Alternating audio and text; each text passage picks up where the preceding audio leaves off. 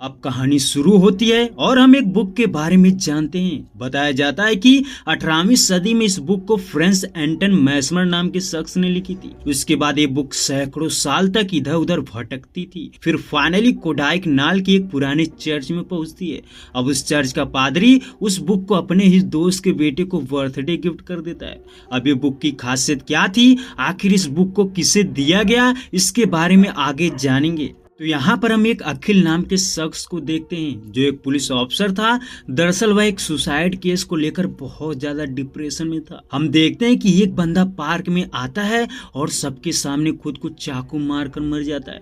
तो इसी केस को लेकर अखिल काफी ज्यादा परेशान था। उसे कुछ समझ नहीं आ रहा था कि वह क्या करे। तभी एक दिन उसे एक कॉल आता है। दरअसल ये कॉल उसके एक पुराने दोस्त का था जिसका नाम था विजय। वह उसे बताता है कि वह जिस केस पर काम कर रहा है ना, उसके बारे में उसे कुछ पता है। अब ये सुनते ही अखिल हैरान था कि आखिर उसे उसके केस के बारे में कैसे पता चला। अब अखिल विजय से मिलता है। विजय सबसे पहले उसके हाथ के बारे में पूछता है क्योंकि अखिल का हाथ फ्रैक्चर था।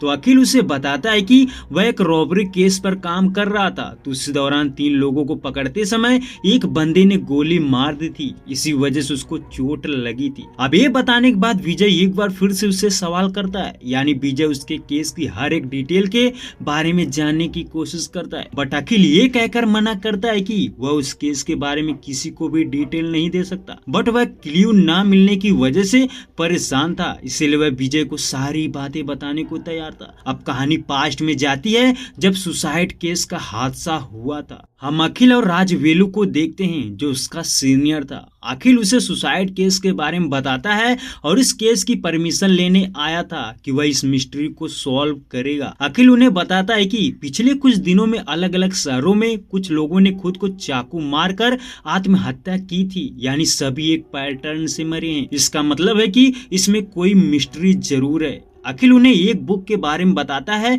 उसका कहना था कि उसके पास एक बुक थी जो आधा जल चुकी थी, तो वह उसमें इस बारे में पढ़ा था। वह बताता है कि 8वीं सदी में एक राजघराने का नियम था कि अगर कोई भी गद्दारी करेगा तो उसे चाकू से खुद को मारकर मर जाना है। तो अखिल उस बुक में सिर्फ इतना ही पढ़ पाया था। अब वो बुक कहाँ है, किसके पास है, उसे कुछ पता नहीं था। फिलहाल यहाँ पर उसका सीनियर उसे इस केस का चार्ज दे देता है।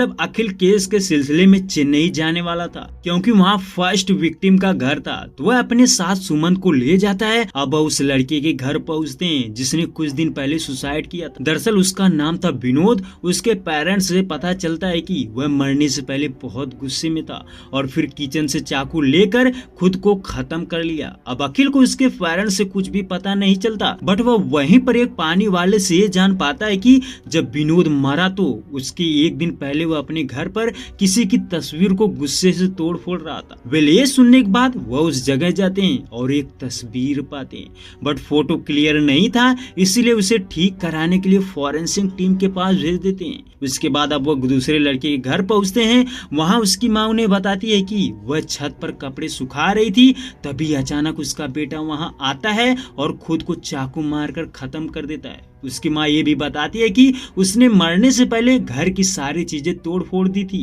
ये जानने के बाद अखिल को समझ आ चुका था कि इस केस में एक चीज कॉमन है कि सभी किसी न किसी चीज को तोड़ रहे थे।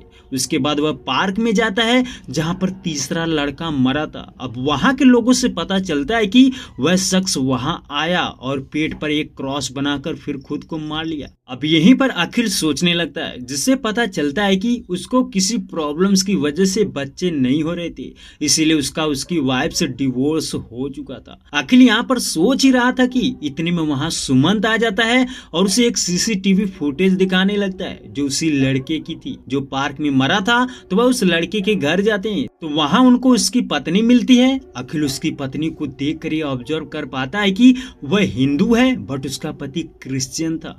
अब वह समझ चुका था कि उसने मरने से पहले क्रॉस क्यों बनाया था। तभी उससे उसकी वाइफ से उस लड़की के दोस्त के बारे बारे में पता चलता है जिसका नाम था कुमार। दरअसल वह भी क्रिश्चियन था। अब अखिल कुमार से मिलने जाता है। वहां पर कुमार उन्हें बताता है कि वह बहुत अच्छा लड़का था, जब वह मरा तो उससे पहले वह उसे मिला था, बट उन्होंने कुछ खास बात नहीं की थी। अब अखिल पास के चर्च में जाता है और वहां पर एक पादरी से मिलता है। पादरी का कहना था कि उसने उस लड़के को कभी भी नहीं देखा और वह उसको जानता भी नहीं है। हालांकि अखिल को थोड़ा डाउट हो रहा था, इसलिए वह चर्च की सीसीटीवी फुटेज चेक करता है, बट फिर भी उसे कुछ नहीं मिलता। फाइनली वह निराश हो चुका था क्योंकि उसे कुछ क्लू नहीं मिल रहा था। तीनों लड़के एक ही पैटर्न पर मरे थे, बट उनके बीच कोई कनेक्शन नहीं था। वह सोच ही रहा था कि तभी सुमंत उससे कहता है कि उन्होंने जो फोटो फॉरेंसिक टीम को भेजा था तो उसके हिसाब से एक स्केच बनाया गया, जिससे पता चला कि वह फोटो चेस मास्टर विश्वनाथन का। ये जानते ही अखिल शॉक था। वह समझ जाता है कि तीनों लड़के ब्लैक एंड व्हाइट थे और चेस भी ब्लैक एंड व्हाइट होता है। वह उसने जो बुक देखी थी ना, उसके पहले पेज पर भी चेस लिखा होता है। तभी वह उन तीनों लड़कों के घर पर कॉल करके पूछता है, जिससे पता चलता है कि वह सभी लड़के चेस खेलते थे। वेल अब समझ चुका था कि इनकी मौत के पीछे चेस का कोई कनेक्शन है। अब कहानी फिर से प्रेजेंट टाइम में आती है, जहां पर वह अपने दोस्त विजय को सारी चीजें बता रहा था। विजय ये जानते ही कहता है कि ये केस तो लगभग सॉल्व हो चुका है, बस कुछ दिनों में खत्म हो जाएगा। अब विजय अखिल को एक चीज बताता है। उसका कहना था कि एक जेम्स नाम का आदमी था जिसके 2 बेटे थे। बड़े बेटे का नाम था मार्टिन। अब मार्टिन चेस का बहुत ज्यादा शौकीन था। वह चेस खेलना बहुत ज्यादा पसंद करता था। तभी एक दिन वह अपने छोटे भाई से चेस खेलते हुए हार जाता है और यही चीज उसे बर्दाश्त नहीं हो रही थी। वह परेशान था कि कैसे अपने भाई से हार गया, तो वह फैसला लेता है कि अपने भाई को ही मार देगा। फिर यहाँ पर वह अपने भाई को मारकर उसकी बॉडी को गाड़ी में भरकर कहीं दूर फेंक देता है। उसके बाद से वह ये मन बना लेता है कि अगर अब से वह किसी से हारा तो उसे जान से मार देगा। बट दिक्कत ये थी कि मार्टिन हर एक शख्स को आसानी से मार नहीं सकता था। तभी उसे एक बुक मिलती है जिसमें उसने एक कहानी पढ़ी थी। हम जानते हैं कि एक राजा था जिसे चेस खेलना बहुत ज्यादा पसंद था, तो एक दिन वह अपने सैनिक के साथ चेस खेलते वक्त उससे हार जाता है। अब ये बात उसे बर्दाश्त नहीं हो रही थी क्योंकि वह सोच रहा था कि अगर ये चीज सबको पता चलेगी तो सभी कहेंगे कि एक राजा अपने सैनिक से ही हार गया। अब वह अपने सैनिक को आदेश देता है कि वह खुदकुशी कर ले, तो यहाँ पर सैनिक खुद को चाकू मारकर मर जाता है। तो ये कहानी पढ़ते ही मार्टिन ये फैसला लेता है कि अब वह ऐसा कुछ करेगा जिससे हारने वाला आदमी खुद को खत्म कर ले। फिलहाल हम फिर से विजय और अखिल को देखते हैं। विजय का कहना था कि ये तीनों भी उसी मार्टिन की वजह से ही मरे हैं। अब अखिल उससे पूछता है कि आखिर ये सब उससे कैसे पता। तभी विजय उसे बताता है कि मार्टिन का भाई अभी भी जिंदा है, बट वह मरने वाला है। ये कहते ही वहां हम देखते हैं कि मार्टिन आ जाता है। वो अपने हाथ में बड़ा सा चाकू लिया था। तभी इधर विजय खुद को चाकू मार देता है और जब अखिल मार्टिन को रोकने की कोशिश करता है तो मार्टिन सिर्फ यही कहता है कि वह तो सिर्फ मंत्री है, अभी राजा आने वाला है, और फिर वह खुद को भी खत्म कर लेता है। यानी जो विजय था वह मार्टिन का छोटा भाई था। तो यहाँ पर फाइनली दोनों भाई खुद को खत्म कर लेते हैं, जिससे अखिल की आंखें फटी की फटी रह जाती है। वह बिल्कुल शॉक था क्योंकि इसकी आंखों के सामने ही 2 लोग खुद को खत्म कर चुके थे। वह लोगों को क्या जवाब देता। तभी अखिल का कमिश्नर उसे बहुत डांटता है। उसका कहना था कि उसके सामने ही 2 लोग मर गए और वह क्या कर रहा था। यानी यहाँ पर गुस्से से राजा वेलू अखिल को इस केस से बाहर कर रहा था, बट अखिल बहुत ज्यादा जिद करता है और किसी न किसी तरह उन्हें मना लेता है। उसके बाद वह सुमंत के साथ विजय और मार्टिन के घर जाता है। तो वहां उनकी माँ से पता चलता है कि उसके बेटे का नाम तो विजय है, बट बड़े बेटे का नाम मार्टिन नहीं है। यानी जो शख्स मरा था वह मार्टिन नहीं था। उसने ये झूठ बोला था कि वह मार्टिन है। अब विजय को समझ आ चुका था कि मार्टिन जिंदा है और ये सब वही करा रहा है। तभी उसे एक बॉक्स मिलता है। दरअसल ये गिफ्ट विजय ने अपने मरने से पहले ही भेजा था। तो उस बॉक्स से अखिल एक नंबर पाता है, बट वह कोड भाषा में था, जिसे डिकोड करने के बाद पता चलता है कि वह नंबर एक साइकास्ट्रिक डॉक्टर का था। वेल अब अखिल उस साइकास्ट्रिक डॉक्टर से मिलने की कोशिश करता है ताकि वह सारी सच्चाई जान सके। तो हम देखते हैं कि अखिल उस साइकास्ट्रिक डॉक्टर को सारी बातें बता देता है। अब डॉक्टर उन्हें वही कहानी सुनाने लगता है जो विजय ने बताया था, बट डॉक्टर उन्हें उसके आगे की कहानी बताता है। उसका कहना था कि जब राजा अपने सैनिक से चेस गेम हार गया तो उसे मरने मरने का आदेश दिया तो उसका सैनिक मर भी जाता है। बट अगली बार जब एक बार फिर से राजा चेस गेम अपने दूसरे सैनिक से हारा तो इस बार राजा खुद को ही चाकू मारकर खत्म कर देता है। यानी ये सब उस सैनिक ने किया था क्योंकि उसने एक विद्या सीखी थी जिसकी वजह से कोई भी इंसान खुद को खत्म कर सकता था। ये कहानी सुनकर अखिल को विश्वास नहीं हो रहा था। डॉक्टर का कहना था कि भले ही वह विश्वास ना करे बट ऐसी चीजें इंसान के साथ होती रहती है। तभी अखिल डॉक्टर से पूछता है कि उसे वह बुक कहाँ मिली और उसे ये सब कैसे पता चला। यानी यहाँ पर अखिल उन्हें ही मार्टिन समझ रहा था बट डॉक्टर वहीं पर तुरंत चाकू निकाल कर खुद को मार लेता है। बट इस बार अखिल उस डॉक्टर को बचा लेता है। अब यहाँ पर डॉक्टर उसे सारी सच्चाई बताता है, यानी वो कहानी जो विजय ने आधी अधूरी बताई थी। डॉक्टर उसे बताता है कि कुछ साल पहले इसी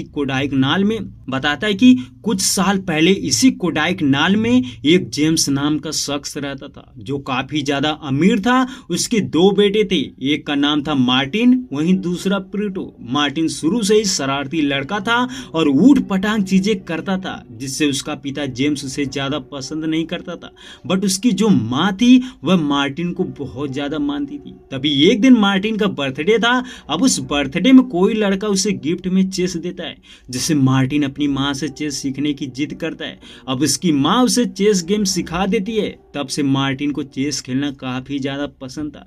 लेकिन एक दिन वह अपने छोटे भाई प्लूटो के साथ गेम खेल रहा होता है जिससे उसका छोटा भाई उससे जीत जाता है, जिसकी वजह से मार्टिन को गुस्सा आता है और वह उसे मारकर आधी रात को सुनसान पहाड़ी में ले जाकर कहीं फेंक देता है। उसके बाद जब यही बात जेम्स को पता चलती है तो वह बहुत ज्यादा परेशान था। लेकिन तभी उनके घर में पुलिस आ जाती है और वह यहाँ पर मार्टिन को पकड़ लेती है। दरअसल जब मार्टिन अपने भाई की बॉडी गाड़ी में ले जा रहा था तो एक शख्स ने उसे देख लिया था तो उसी ने पुलिस को बता दिया था। तो कुछ इस तरह मार्टिन पकड़ा गया था। बट कुछ दिनों के बाद जेम्स पुलिस वालों को पैसे देकर मार्टिन को छुड़ा लेता है। उसके बाद से मार्टिन बिल्कुल बदल चुका था। दरअसल वह एक साइको की तरह व्यवहार कर रहा था जिससे जेम्स बहुत ज्यादा परेशान रहता था। तभी जेम्स अपने दोस्त को सारी बातें बताता है। दरअसल वह दोस्त कोई और नहीं बल्कि यही साइकोस्टिक डॉक्टर था। तो डॉक्टर जेम्स को एक सलाह देता है कि वह कई सारे लड़कों के साथ मार्टिन को चेस गेम खिलाए जिससे उसे लगेगा कि हारना कोई बड़ी बात नहीं है। अब जेम्स ढेर सारे लड़कों के साथ मार्टिन को गेम खेलने को बोलता है। हम देखते हैं कि मार्टिन धीरे धीरे करके सभी लड़कों से गेम हार जाता है जिससे वह बहुत ज्यादा गुस्सा था। यानी वह सुधरा नहीं था बल्कि और बिगड़ चुका था। उसने एक दिन अपने पिता जेम्स से ही चेस खेलने को बोला तो मार्टिन यहाँ पर जानबूझकर गेम को हार जाता है और अपने पिता को जान से मार देता है। उसके बाद वह घर को जलाकर बाहर भाग जाता है। अब कुछ दिनों बाद मार्टिन खुद डॉक्टर को कॉल करके ये बताता है कि वह उन सभी लड़कों को मार दिया जिन्होंने उसे बचपन में हराया था। यानी मार्टिन उस बुक से विद्या सीखता है और उस विद्या की वजह से वह सभी को खुदकुशी करने पर मजबूर करता था। यहाँ पर डॉक्टर उसे ये भी बताता है कि मार्टिन अब अपने भाई प्रीटो को मारने की फिराक में। हालांकि प्रीटो उस दिन मारा नहीं था क्योंकि जब मार्टिन उसे पहाड़ी पर फेंका तो उस दिन एक आदमी ने उसे बचा लिया था। तो फाइनली अब मार्टिन को ये पता चल चुका था कि उसका भाई जिंदा है, इसीलिए वह उसे मारना चाहता था। ये तो थी मार्टिन की सच्चाई। बट डॉक्टर खुद को क्यों खत्म करना चाहता था? उसका कहना था कि वह मार्टिन के इलाज के लिए कुछ लड़कों को भेजा था ताकि वह उसके साथ चेस खेलेगा तो उसके दिमाग पर अच्छा असर पड़ेगा।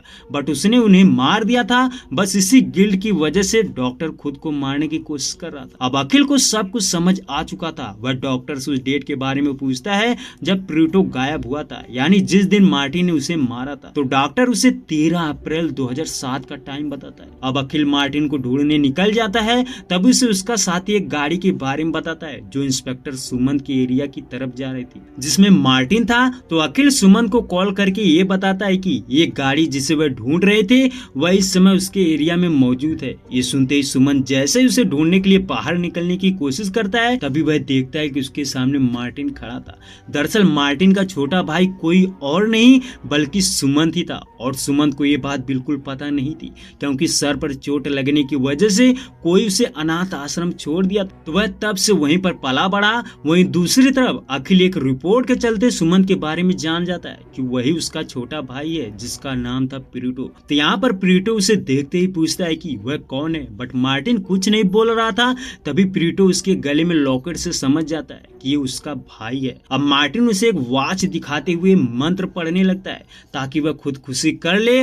मार्टिन मंत्र पढ़ ही रहा था कि धीरे धीरे उसका असर सुमंत पर हो रहा। हम देखते हैं कि सुमंत एक चाकू निकाल लेता है और यही चीज जब उसकी वाइफ देखती है तो वह उसको रोकने की कोशिश करती है, बट सुमंत अपनी वाइफ को ही मार देता है और उसके बाद खुद को चाकू मार देता है। इतने में वहां अखिल भी आ चुका था। अब अखिल और मार्टिन एक दूसरे से लड़ने लगते हैं और यहीं पर यह भी पता चलता है कि अखिल मार्टिन से पहले भी मिल चुका था। दरअसल जब मार्टिन को गोली लगी थी तो उस समय मार्टिन ने उसको बचाया था। मार्टिन का कहना था कि वह उसके साथ खेलना चाहता था, इसलिए वह उसे छोड़ दिया। फिलहाल यहाँ पर अखिल उसे बहुत मारता है और फिर लास्ट में मार्टिन खुद मंत्र पढ़कर खुद को खत्म कर देता है। ये देखकर अखिल हैरान था। हालांकि सुमंत अभी भी जिंदा था तो वह सुमंत को हॉस्पिटल में एडमिट कराते हैं। फाइनली मार्टिन मर चुका था, बट दिक्कत ये थी कि उसने वह विद्या कैसे सीखी थी और वो मंत्र क्या था। इन सब सवालों के जवाब को जानने के लिए वह सुमंत से पूछने की कोशिश करते हैं, बट सुमंत बेड से उठकर यही बोलता है कि एक टॉप सीक्रेट बताऊं क्या, और फिर कहानी यहीं पर समाप्त कर दी जाती है।